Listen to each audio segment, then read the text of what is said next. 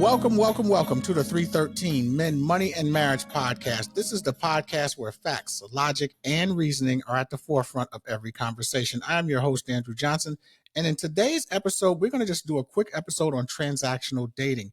We're going to probably release 2 episodes this week because this particular episode is not going to be released on the normal time that it's supposed to be released on. It's going to be a day or 2 later, and then there'll be another one that follows that. What basically happened is I had a guest had to reschedule. So that episode is ready to go, and we're going to record it probably within the next day or 2. So this week, we're going to have 2 episodes basically drop within the same week. So in addition to that, if you go to the YouTube channel, The Stacey Thomas Show, I just did a YouTube live and was a guest on her show, and it's called The Stacey Thomas Show. So if you go to YouTube and you can look that up, and she interviewed me about this particular podcast and relationships and dating, and we covered a wide variety of topics on that particular subject matter. So go check her out on her platform, The Stacey Thomas Show, and like and subscribe there, please, if you can. But today, what I want to do is I want to talk about transactional dating and where has this come from? I'm going to give you a definition of transactional dating. It seems to be very popular right now. It's very common right now. And before, even I would say 10, 20 years ago, it wasn't quite as common as it is today. So there's a lot that goes into that. And then I'm going to go over some of the stats, and then we'll jump into some of the subject matter. But I'm going to try and keep the episode short because, like I said, there's going to be another episode that follows this one in about a day or 2. Here's the definition of transactional dating. It refers to dating dynamic where individuals primarily engage with each other based on an exchange of benefits, essentially treating the relationship like a business transaction, with each person expecting to receive something tangible like financial support, social status, or physical intimacy. In return, what they provide to the other, rather than focusing on genuine emotional connection, or long-term compatibility, it's about give and take with a clear expectation of reciprocation. So those are the core principles. That's the core definition of what transactional dating is. Here's some stats on transactional dating. 70% of people in transactional dating do it for basic needs, such as rent, tuition, and groceries. Seeking Arrangements has over 100 million active users. Over 3 million college students indicate interest in sugar dating, meaning the sugar daddy concept. So there's quite a bit to that. The issue with doing this transactional dating, a lot of it really is about self-interest. So it's more about what you're getting from the relationship itself or the connection. The term, sometimes you hear friends with benefits and different things like that. It's something that you're getting in return for your time or whatever it is that you're offering, or your money for that matter. So that's where it gets a little tricky. Now, we're going to talk about some of the long-term effects that this can have on a person's emotional and mental stability if they engage in this activity over a long period of time. But there are different types of transactional dating. Some are based upon the sugar daddy concept. Some also have other expectations, like I said before, the friends with benefits, where it's more of like the hookup culture type of a thing. And those are probably the 2 most common. Now, there's others that have, and within those 2, there's layers. So it's not just that it's more to it sometimes than just a financial transaction. There's other things that goes on with it as well. So with transactional dating, it can be very, very risky in some regards, depending on who it is that you're actually seeing or dating. Like I did say earlier, it does have an effect on people's mental health and self-esteem. Because let's look at it this way. If you've engaged in transactional dating for a significant period of time, let's just say you've done it for a few years, how do you make the adjustment, or on the fly, how do you make that adjustment and come back to doing regular dating when you were transactionally dating? Are you dependent on the person that you're transactionally dating with? If you look at that number, it says 70% of the people who engage in the behavior use it for basic needs, such as rent, tuition, and groceries. If you're dependent on the person that you're engaged in that type of dating with, and you meet somebody in a new relationship, so you got a new person coming along and you meet them, what happens then? Do you cut off the person that you're involved in the transactional dating with. If you cut them off, you might not be able to pay your rent. So you're essentially, if it's a woman, she's essentially seeing two men. Even if she has feelings for the new person, she still has to maintain the lifestyle that she might have engaged in or is a part of. And so she never really can fully commit to the new person. I see a lot on these TV, some of the YouTube channels and different things like that when they have the dating shows. And one of the things I noticed most, and this it happens a lot, especially with women, is that they're involved in some type of a situationship transactional dating thing while they're on the dating show trying to find somebody new, but they haven't let go of the person that they're still engaging in the transactional dating or the situationship with.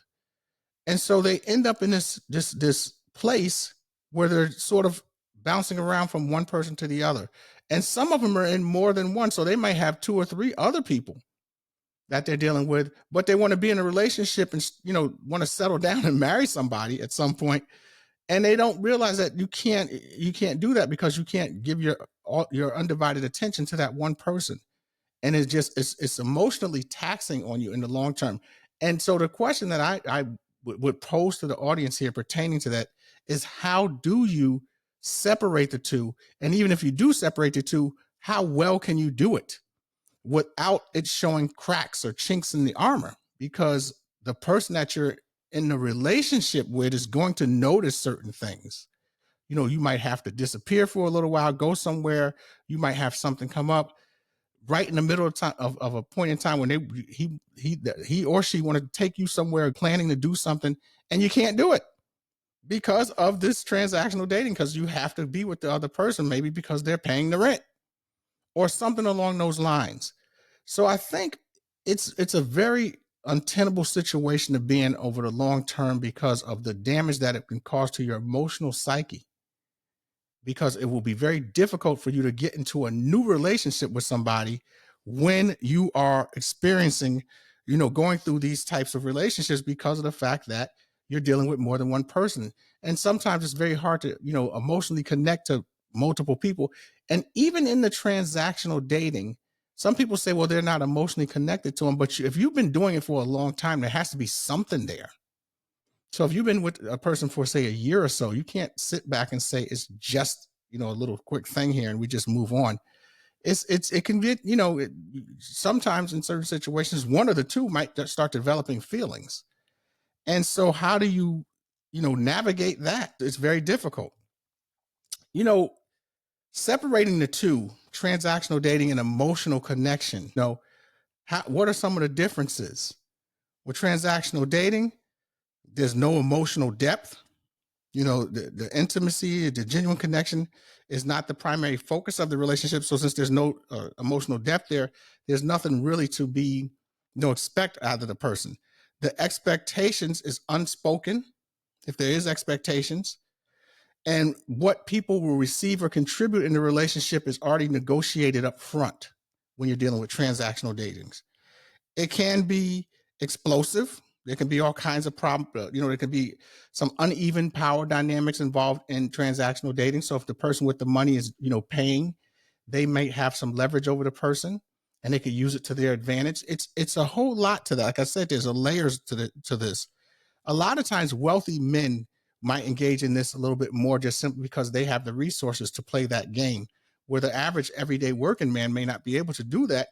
So a lot of and it goes back to the theme of the podcast when we talk about how women sometimes gravitate to those top tier men and how they all end up chasing after the same person, and how that ultimately will affect their emotional stability as they go forward, because they're all chasing after the same person and they all can't land or be in a long-term relationship with that person. So they're kind of in a difficult situation, and it makes it very hard for them to even go back to what they would consider a normal relationship if they've been in these transactional dating such situations. With transactional dating, it could be completely financial. One person might provide emotional support, and the other might be providing intimate physical intimacy. There are so many layers to what transactional dating actually is compared to an emotional connection.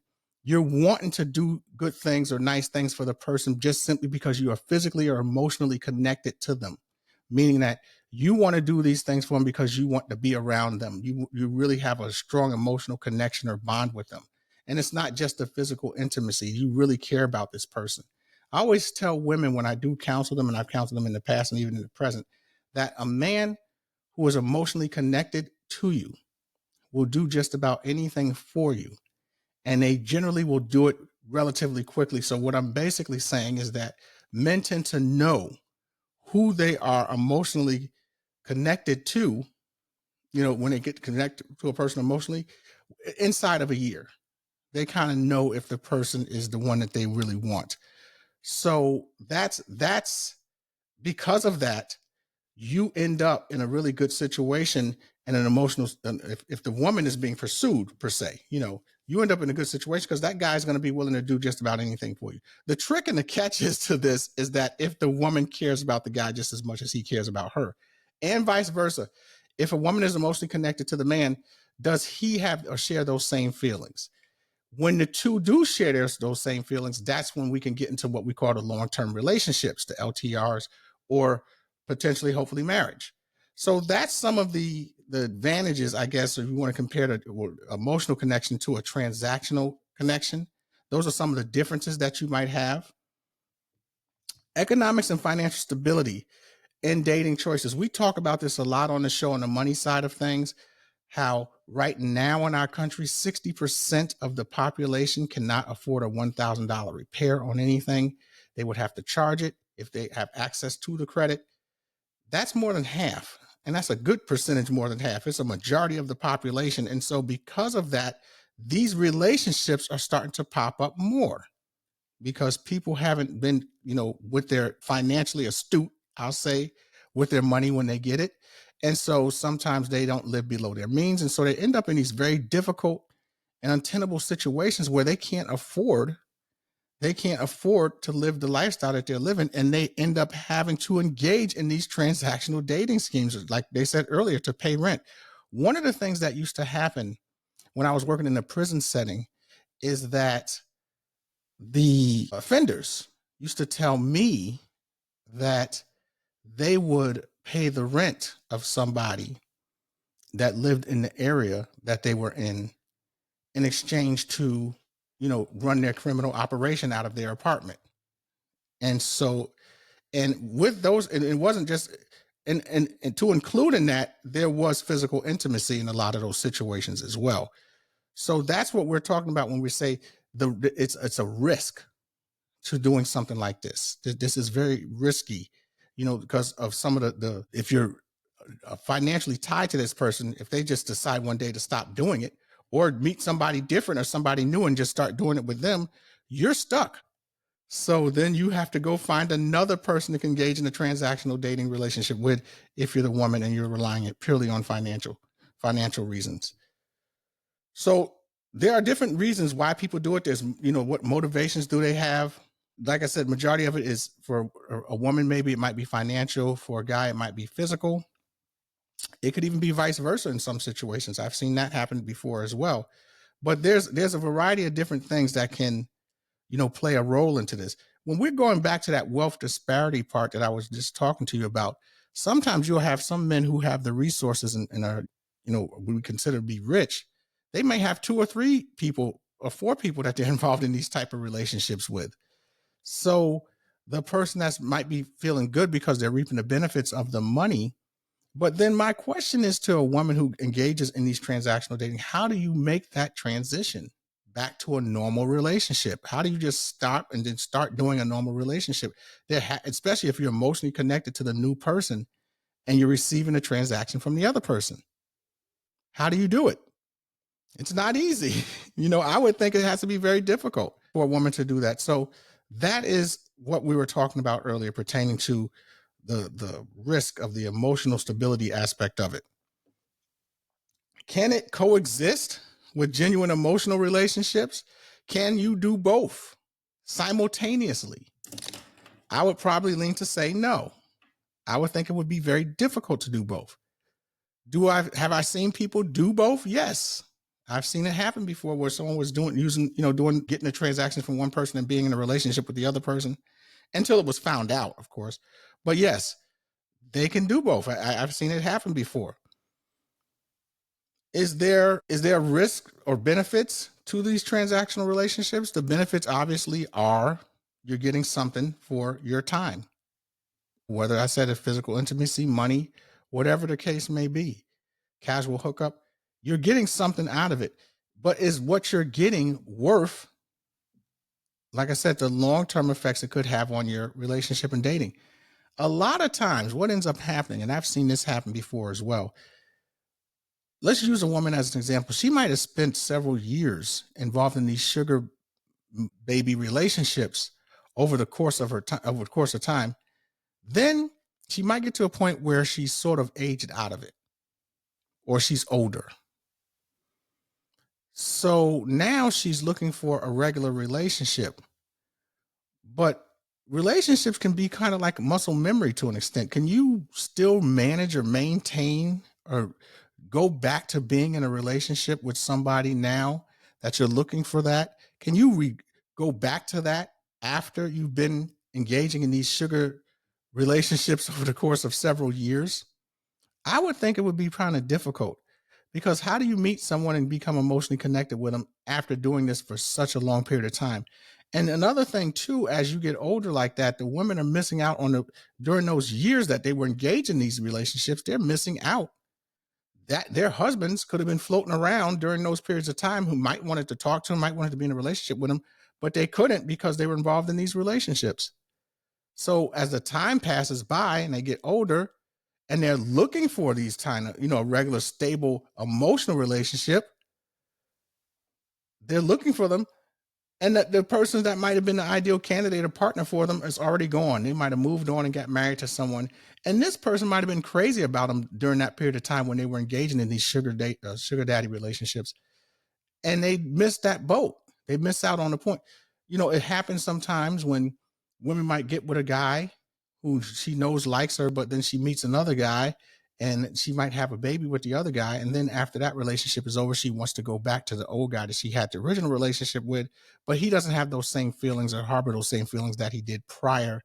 I mean, after the fact that of her having a child from another man. And that happens quite a bit too.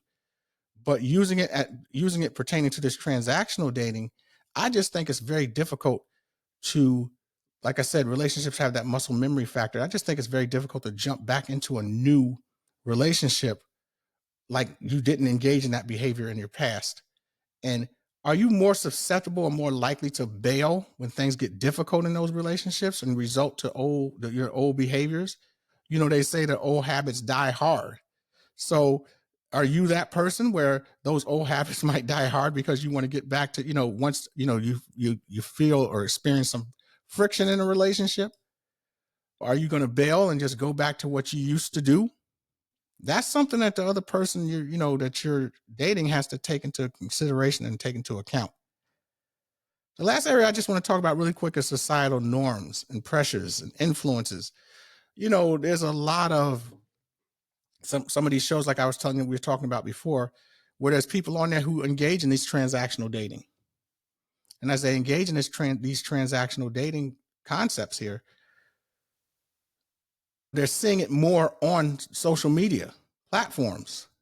And my fear is that the younger generation will accept this behavior as normal. And I'm starting to see it where it looks normal. It's a normal situation. And the danger to doing that, the danger to that is, how do you, with the younger people coming up, how do we explain to them and tell them that no, this is a bad thing if it looks on the outside, it looks so lavish. You'll see a woman with really expensive bags. She might have Gucci bag, Prada bag, Chanel even. They might have all of these expensive items. And to a young girl, she's like, if I can get those things, so she's going to be more susceptible to do it. So the best way I would say to handle certain things like this is we have to take a long-term perspective on our future pertaining to dating and relationships and plan our lives 5 to 7 years in advance. Say, where are we going to be at this point? if you're naive or delusional, think, oh, I'm just going to be married to somebody else, you have to take those into consideration because that's probably not going to happen. So that's where I think these societal norms and pressures, my concern for our country is that this behavior is becoming normalized. And my concern is not necessarily for the men as much as it is for the women, because I think the women are going to be in a situation to where they're going to be very dependent on staying in these types of relationships for an extended period of time, maybe longer than they plan to or want to. And that's the sad part of this.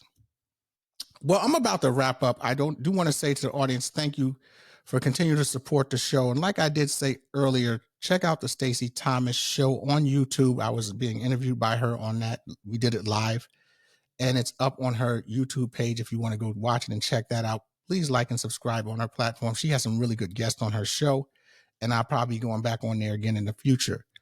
If you want to reach out to the show, there's a link in the web. There's always a website, and there's a link in the show notes. Click on that show, the link there. You can subscribe to the email list. You can also get in touch with the show by clicking on the microphone and leaving a voice message, or just leaving a written message there as well. The Instagram page is the 313 Men Money Marriage, all one word. You will see pictures of previous guests and clips of previous shows on the page. And you can reach the show by DMing me on the 313 Men Money and Marriage there. And we're going to be adding some more stuff to the YouTube channel. So the YouTube channel has been a little stale lately because I haven't had an opportunity to do it because I was sick. But I'm back now and I'm feeling a lot better. So we're going to be starting to put some stuff up there with thumbnails and everything. And it's going to start to take off hopefully within the next week or two, where I'm going to be adding some video content on the YouTube channel along with some shorts and some reels there. We're also going to be doing some Instagram lives. And when we start to do some of those, we'll be uploading some of that stuff to YouTube as well. So until we meet again, we are out.